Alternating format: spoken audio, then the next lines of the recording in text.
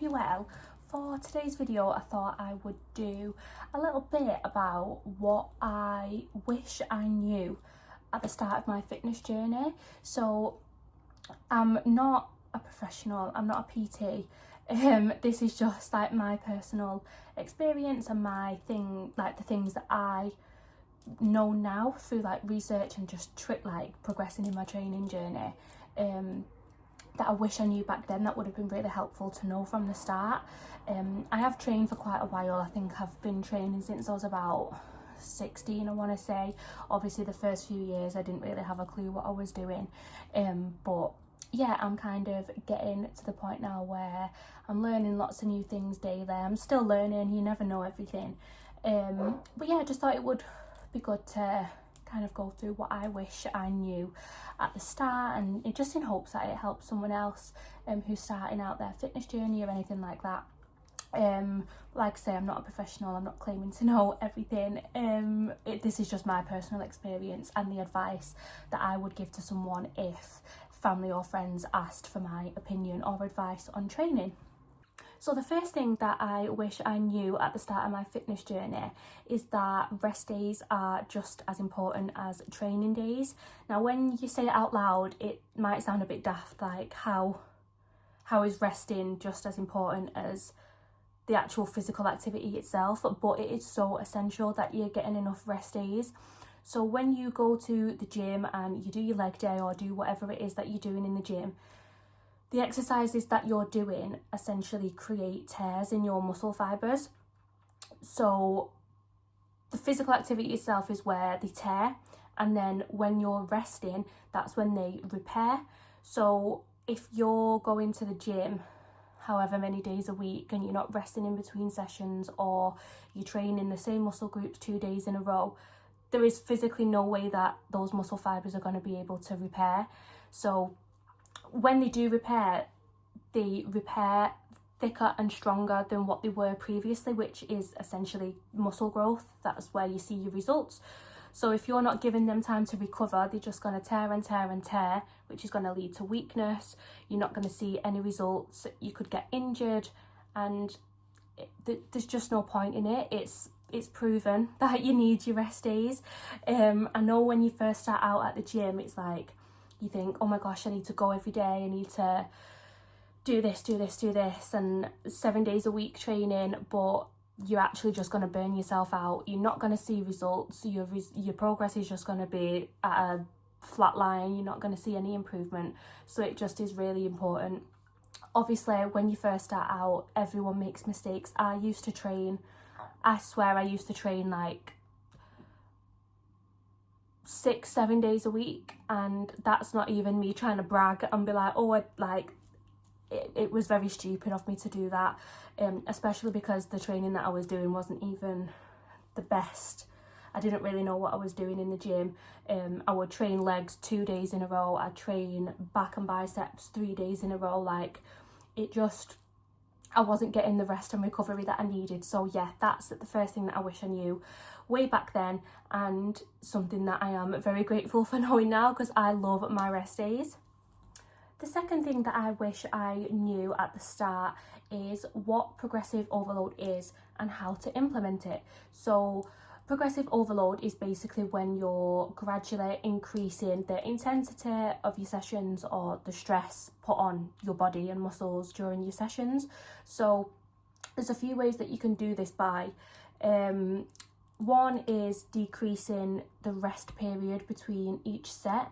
So let's say, for example, last week I rested for 5 minutes between one set and the next set. The next week or a couple of weeks after, I would then try and rest 4.5 minutes or 4 minutes, and you're decreasing that rest time. I will make a point though of, if your goal is to build muscle, it is proven that around, I think it's 2 to 3 minute rest is like the best amount of time to rest between your sessions, between your sets.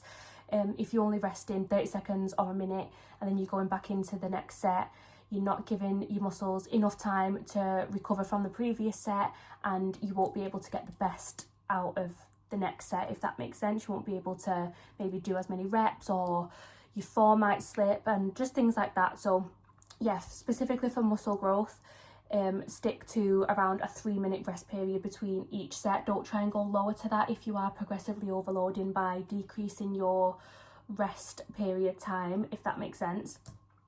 The next way that you can progressively overload is by increasing the amount of reps that you're doing.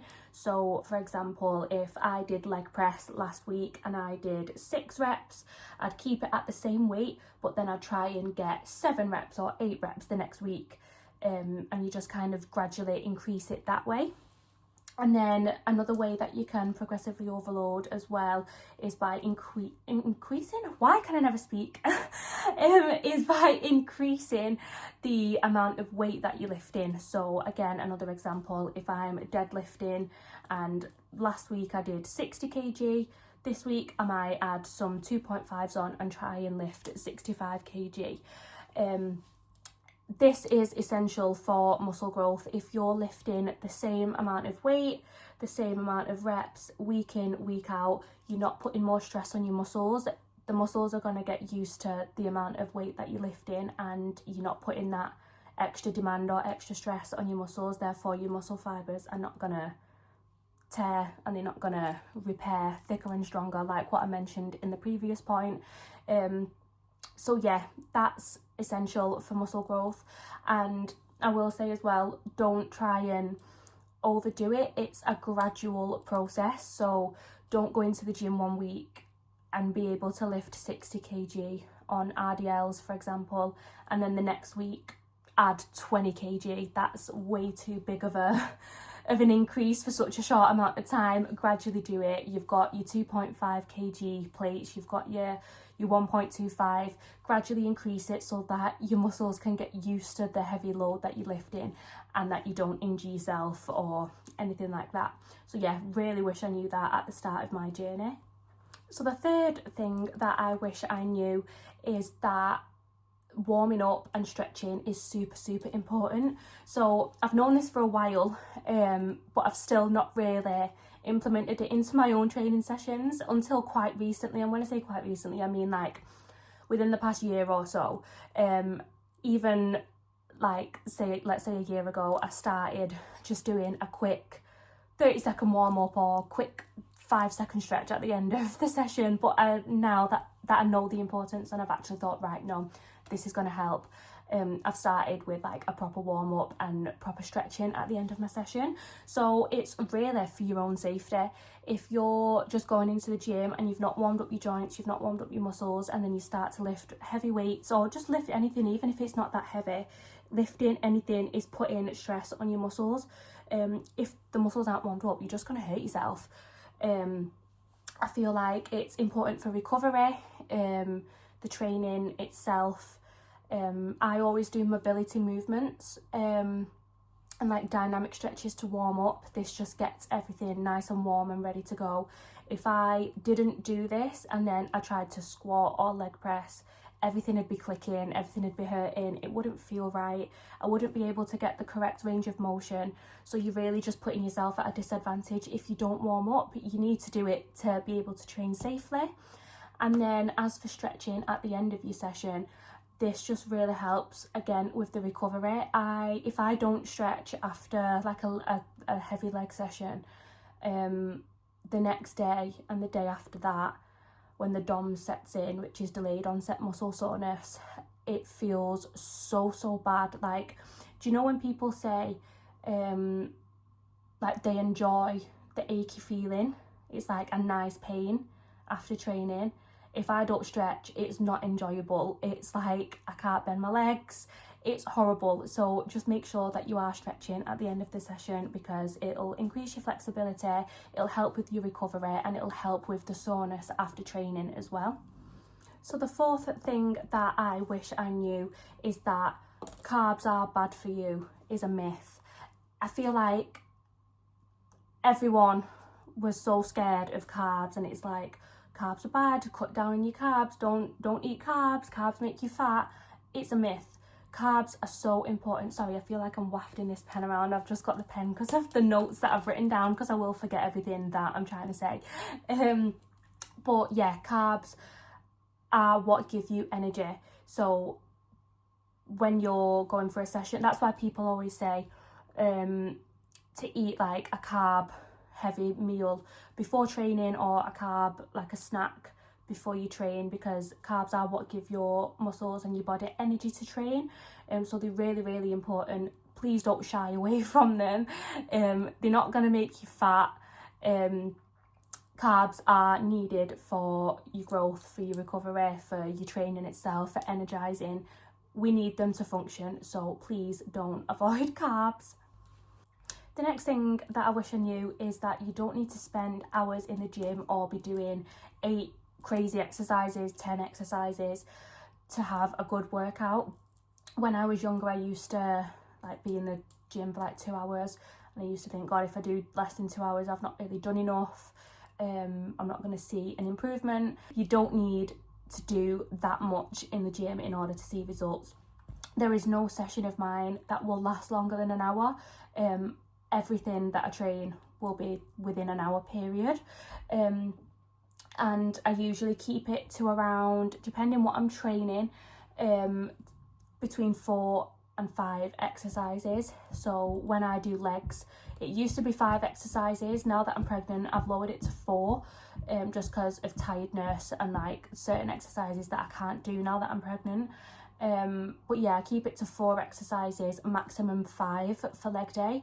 And then when I'm doing upper body, I do like back and biceps, and then I'll do chest, shoulders and triceps. That's how I have my split. So for upper body, I think again it'll be about 5, 4 exercises for back, maybe 1 or 2 at the most for biceps at the end. Same again for chest, shoulders and triceps. So this is because if you're in the gym for 2 hours, by the 2nd hour and the 6th exercise, your muscles are going to be tired. They're not going to be able to train as hard as what they were training at the start of your session. There's no point. You're not going to be making improvement during that time. I hope this makes sense. But yeah, an effective workout is one that's a little bit shorter, so an hour, 4 or 5 exercises where you're really pushing yourself. So you're lifting as heavy as you can, safely, with correct form, of course. But yeah, if by the 8th exercise, you're not going to be able to lift what you would be able to lift if that was your first exercise. So you're going to be lowering the weight, you won't be able to do as many reps, your body's already burnt out. There's no point. Keep it shorter, keep it more simple, but keep it effective. Do exercises that are challenging you, do weights and rep ranges that are going to challenge you. That's the best way to do it. You don't need to be in the gym for 2-3 hours doing 20,000 different exercises. The next thing is that your diet plays a big part in your results. So a lot of the time I used to think that I had to eat as little as possible, and then I wondered why I wasn't seeing results. My goal has always been to grow muscle, get stronger. I wasn't eating enough in order to do that. People get scared of calories, people get scared of eating, especially if their goal is to lose weight, which of course you need to be in a calorie deficit to do that. But my next point on calorie deficit, so these two kind of tie in together, is that a calorie deficit is still a lot more food than you would think. When you work out how many calories you actually need to be in a calorie deficit, depending on your weight, your height, your goals, etc., it is a lot more food than you would originally think. So I always used to think you had to only eat like plain chicken and rice. You had to eat as little as possible. You couldn't have a chocolate bar. Like, I used to be scared of eating, thinking that was going to hinder my improvement and hinder my progress. But actually food is so important, so you really need to be looking into that when you're training as well, depending on what your goals are. So like I said, my goal has always been to build muscle and get stronger. I was never eating enough to do that at the start, so I'd be looking at myself like, why are my glutes not growing, why are my quads not growing? and it's because I wasn't eating enough. Like I said before in the carb point that I said, you need carbs for energy for your sessions. I wasn't eating enough carbs. You need protein for your rest and recovery. That's what helps recover your muscles. So I wasn't eating nowhere near as much as what I needed to be eating to build muscle. So really look into it. You know, people always say abs are made in the kitchen. There is some truth to that. It comes down to the food that you're eating as well. If you're strength training like 5 days a week, you're getting your steps in, you're stretching, and you're not seeing results, it might be because you're not eating enough food for your goal. So just always remember that. Don't shy away from eating. You need to eat good in order to gain results. And then the final thing that I wish I knew back when I first started training is that scales can fluctuate. So I always used to rely on the scales to kind of see if I'd lost or gained or was maintaining my weight and things like that. And especially when I was younger, I would be a little bit self-conscious about how much I weighed, not about how I looked, but because I'm quite tall and I'm a lot taller than a lot of my friends, I obviously therefore weighed a lot more.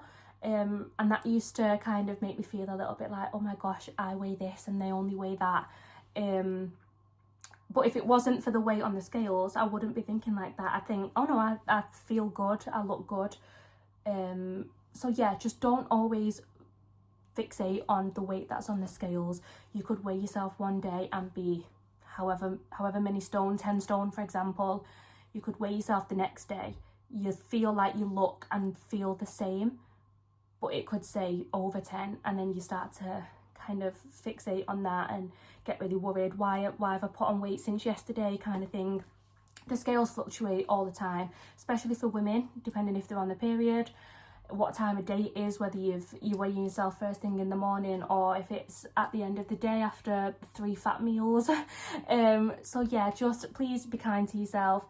Don't fixate on the scales. And my best form of tracking progress personally is progress pictures, because I always think if I look good and I feel good within myself, I'm not going to let what the scale says ruin that. So I always take progress pictures to kind of compare what I look like 3 months ago, what I look like now.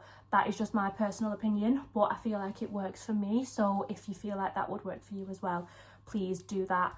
Like I say, don't fixate on the scales. Don't beat yourself up about it. It's a progress, it's a lifestyle. So you're always going to have different weights every time you get on the scale. So just don't let that discourage you. But that is everything for today's video. I hope it was helpful.